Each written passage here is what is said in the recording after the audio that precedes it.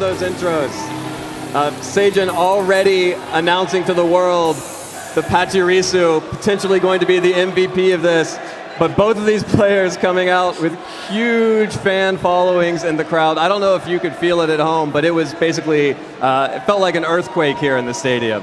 Yeah, I think these players deserve it too, and it's kind of an interesting matchup for the fans here. We've got Sejun Park, one of the most accomplished and popular trainers in the world. I think definitely the most influential trainer in the world as far as, anytime Sejun used anything at any point all season, players took note of it. It adjusted the metagame of the rest of the world.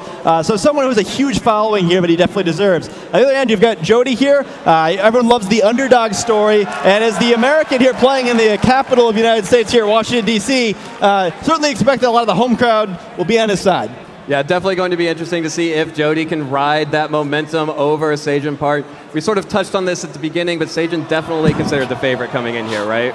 Yeah, I think so. I mean, the Pachirisu falling over there may be ominous things to come, but ominous early warning. I think Sejun's definitely the favorite here, though. I mean, he's certainly got the experience. It's hard to argue against him here, and I think that's some of the fun of this matchup. Whenever you go into a match like this with one really accomplished player, you expect him to come out on top, but we've seen all weekend that's not always what happens. A lot of the players who did very well in past World Championships had really tough runs here. Both the previous World Champions were eliminated pretty quickly here, so just because he's the favorite doesn't mean he'll come out on top. However, I do think that there's a reason most of the community would say he's the most deserving player who's never won a World Championship before. It'd be a very tough opponent for Jeudy to kind of try to come on top of here. But Jeudy's come so far for a reason. He really came with a big breakout performance in the United States National Tournament, making the top 8 there. I was very close to moving on and doing so well here. It's a sign that 2 tournaments in a row like that with such fierce competition, he's probably for real, right? He's going to keep doing this in tournaments. So even though he hasn't quite built that legacy yet, every win is someone's first big one. And Sejun might have to be careful that he's not on the wrong side of one here. Yeah, I mean, sometimes Pokemon's all about momentum and when you get hot. And if Jeudy has just started getting hot at Nationals and he's carried it through to Worlds, that's the exact right time to do so. Yeah, I don't think anyone was expecting Sejun to lose the 2011 World Championship Finals for the senior division either, but Sejun did get the second place trophy that time. So we'll have to see here if Sejun will be able to do what he couldn't do the first time and get that first World Championships for him. All right, we are jumping right into team preview. On your screen, you're seeing Sejun Park from Korea's team. Lead slot, Pachirisu, Gothitelle, Gardevoir, Gyarados, Talonflame, and Garchomp. Pachirisu chants already starting in the crowd. Up against Jeudy Azzaarelli off screen, he's running a Tyranitar, a Charizard, Salamence, Garchomp, Lucario, and Rotom. And it's going to be an explosive battle. Absolutely. We've got a really fascinating matchup here. We see the players getting into it quickly here. I think on Sejun's side, that Gardevoir, which we didn't see the last time he was on stream, is likely going to be a big deal here. There's 3 Pokemon in Jody's team that are weak to Fairy type attacks. There's not a single Pokemon in his team that resists both Fairy and Psychic type, so should be a good matchup for the Gardevoir. We did see also Sejun using that Mega Gyarados previously. That Rotom Jody's using that we haven't seen all season. Very good against Gyarados. It's the only Rotom that's neither weak to that Earthquake and resistant to that water type attack. So it should help him out a little bit here if he's choosing to use it. Also a good matchup for that Tyranitar and that Garchomp offensively for Jeudy. Though he's going to have to be very careful to avoid the support Pokemon in Sejun's team with Pachirisu and Gothitelle. Right. And just as you mentioned, that Gardevoir on the stage alongside alongside that Garchomp. Up against Jody's Tyranitar and Charizard leads. And let's just go one more time. The first turn of the first battle. Let's hear it one more time for Jeudy and Sejun here in the studio. Interesting leads here from Jeudy. Leads both of his potential weather setters here up against that Gardevoir and the Garchomp. Yeah, this is definitely one matchup that won't come down to a weather war. Jody's probably going to have a preference between which one of the 2 he wants up, but without a competing weather here, he can afford to be a little bit more careful. Or he's a little bit less careful. Yeah. What he does need to be careful about is Gothitelle switching it at an inopportune time here, especially with a couple choice Pokemon on his team. He's going to be really careful about what he lets it do.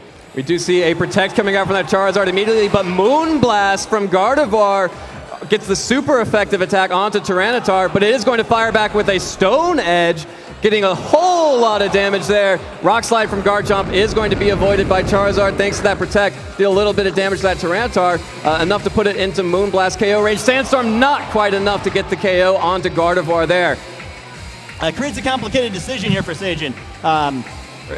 Gardevoir with 1 tick of sand going to be able to knock it out now. Do you withdraw the Gardevoir? Because on Jeudy's end, he's kind of in a difficult situation also. If he wants to leave this Charizard in, he has to Mega Evolve it, most likely, which would negate that Sand. So both sides have some things to consider here. Tyranitar has to be careful since it'd be knocked out by another Moonblast with that faster Gardevoir.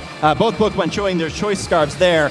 They have to both be careful on this turn, but I wouldn't be surprised to see one of the two of them take a risk. This is going to be a matchup where they both have a lot of very offensive Pokemon, and there's going to be a lot of high-risk maneuvers. Whichever one of them is going to get the most cheap attacks there when opponents not expecting it is probably going to come out with the win here. And it looks like Jeudy is going to switch out that Tyranitar for Mo Rotom. Double switching, does not like the matchup from either of his Pokemon in favor of that Salamence now. Is going to be able to intimidate the opposing Garchomp, but Gardevoir is not going to be too worried about that. The Moonblast is going to come back out from that Gardevoir onto Mo Rotom this time, dealing some more great damage there, as Dragon Claw from Garchomp is going to be used on that Salamence. The berry is going to help and deal just a very little bit amount of damage there thanks to that Happen Berry. And the stand is going to be able to get the KO on Gardevoir right there at the end. So Jeudy Azzaarelli taking the first Pokemon knockout. Yeah, Sejun choosing to make a sacrifice there. Likely he expected that to happen there, judging by the way he played out that turn. We just see the Citrus Berry activating for Rotom there, healing up there to get Jeudy in a little better board position there with higher health Pokemon in both of his slots. He does get the early lead there, which is a big deal. I think removing that Gardevoir is a big deal. I mentioned previously that there are a lot of Pokemon on his side of the field that are weak to Moonblast. He's brought at least 2 of them, so he really doesn't want to have to deal with that for long periods of time. I think that letting it go so early is dangerous unless Sejun's got a great plan here for how he wants to deal with the situation without it, because if he was able to get 3 or 4 Moonblasts off, it's very likely Sejun would win the game there. So huge start for Jeudy to get rid of it. Yeah, and we do see the Pachirisu on the field, and the crowd goes crazy as soon as Pachirisu makes it out.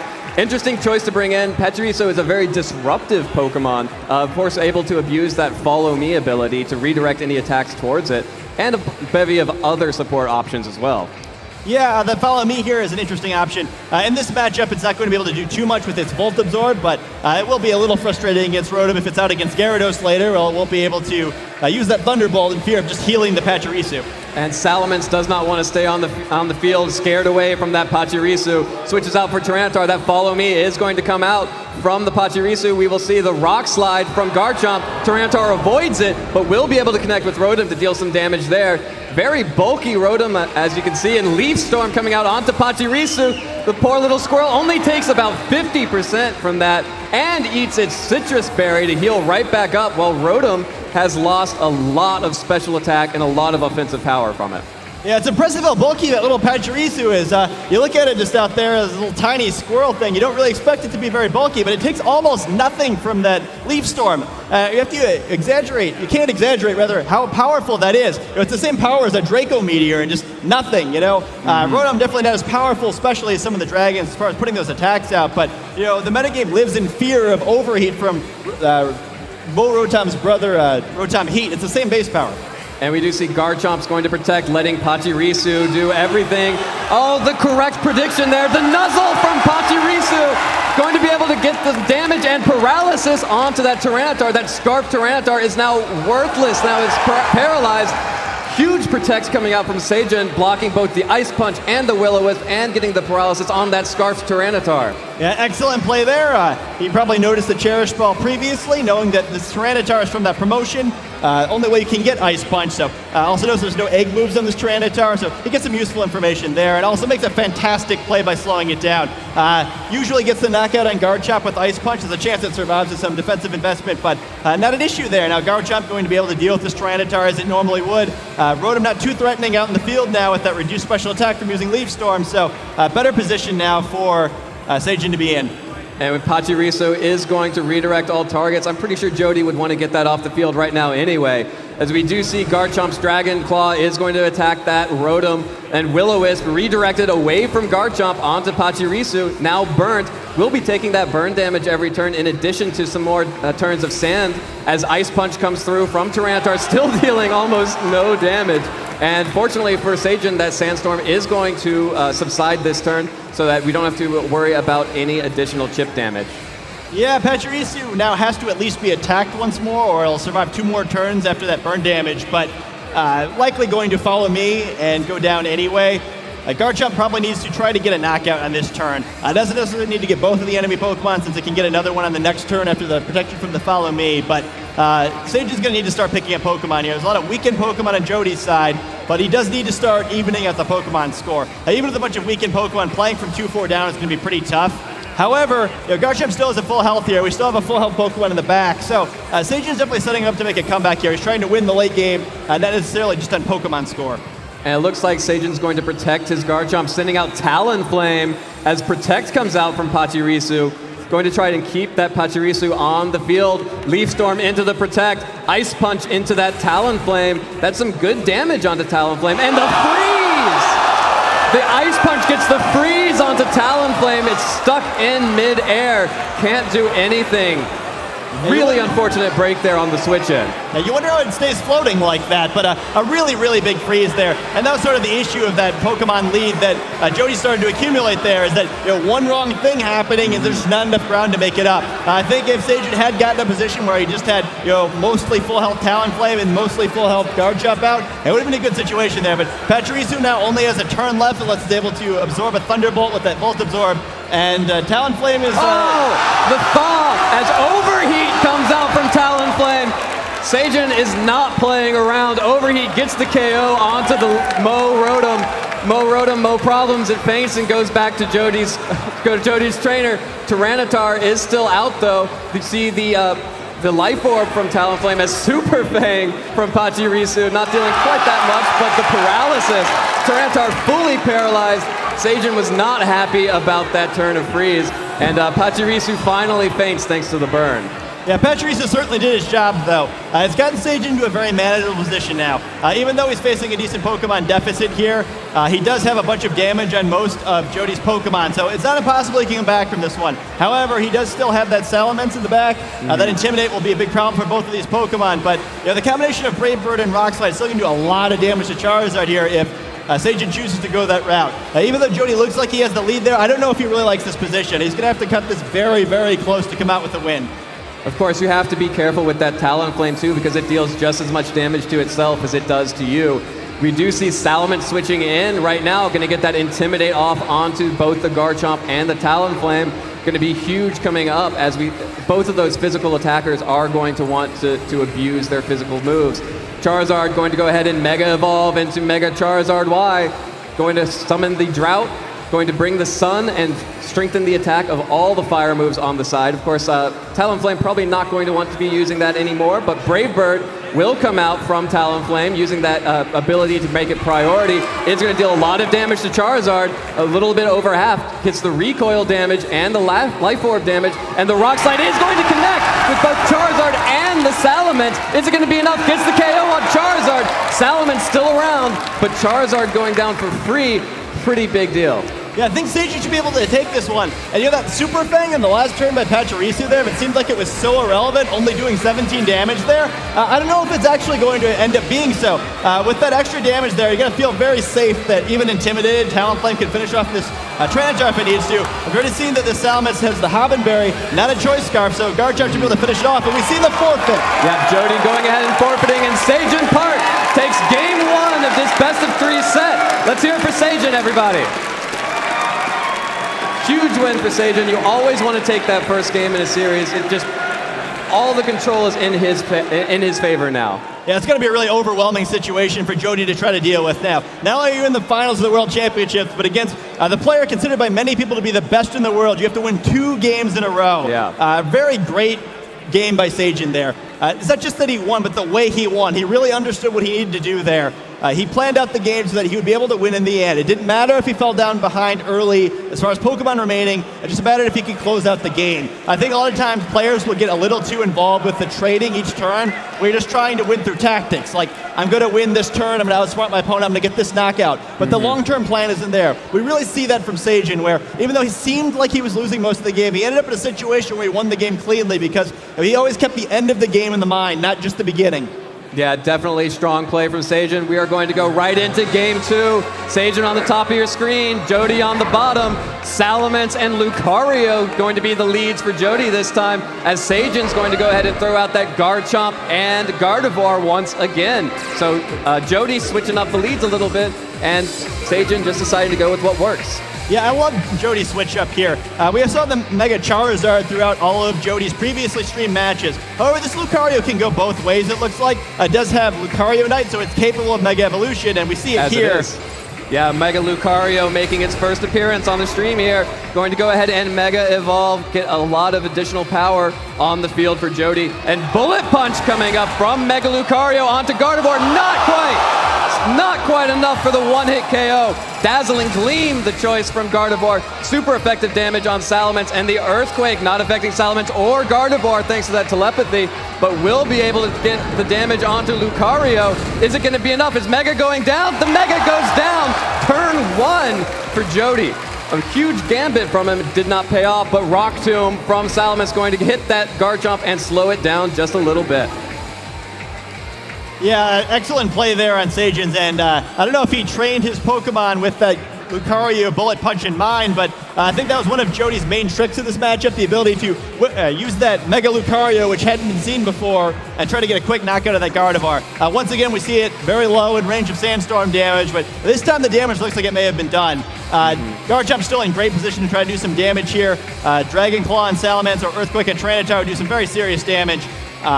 Tyranitar's going to have to lock into a move here, which will help out Sejun significantly, planning out the rest of the game here. And getting one more knockout, even if it's not on Tyranitar, would prevent it from switching moves again, creating a much more winnable endgame situation for Sejun. Jeudy is going to protect that Salamence, does not want to let this Dazzling Gleam get the KO there. Going to deal no damage to that Salamence, but super effective damage onto Tyranitar. Rock Slide is the choice from Jeudy. That's the play. Going to pick up the KO onto Gardevoir, get some damage onto Garchomp. Hope for a flinch here. Could be a huge for Jeudy. The Earthquake is going to go through. No flinches. Earthquake onto Tyranitar. This is a super effective hit. Is it going to be enough? No! Survives with just 12 HP. Salamence taking some Sandstorm damage, but a good KO, a KO that Jeudy needed. Yeah, he does get some progress here. No longer has to worry about that Dazzling Gleam, which should easily knock out both of those Pokemon, but he gave up a lot to get it. Tyranitar on the verge of being knocked out now. Salamence also very low. Garchomp to easily knock out either of these Pokemon now that Tyranitar is locked into that Rock Slide.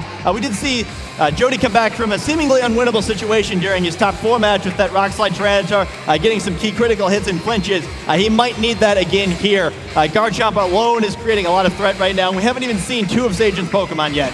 Yeah, and it looks like it's going to be Pachirisu.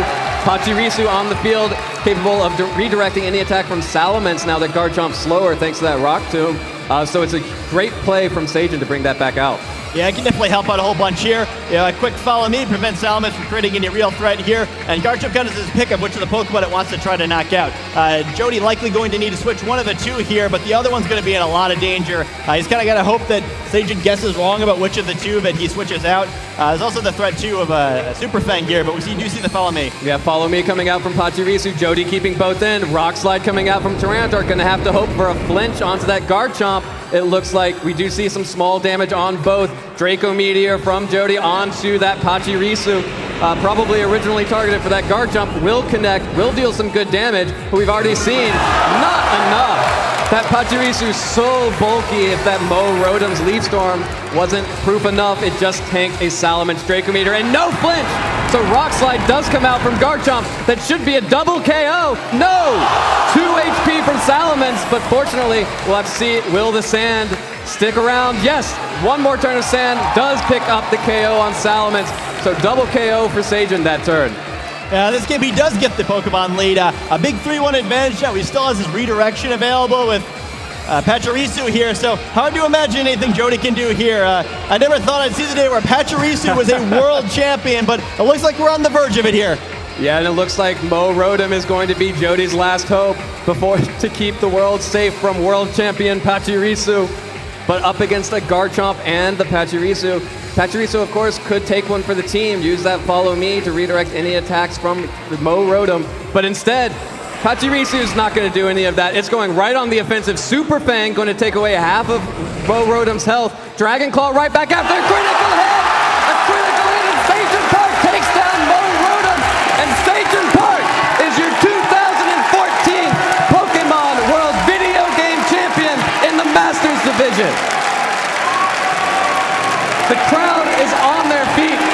it for Sejun, everybody.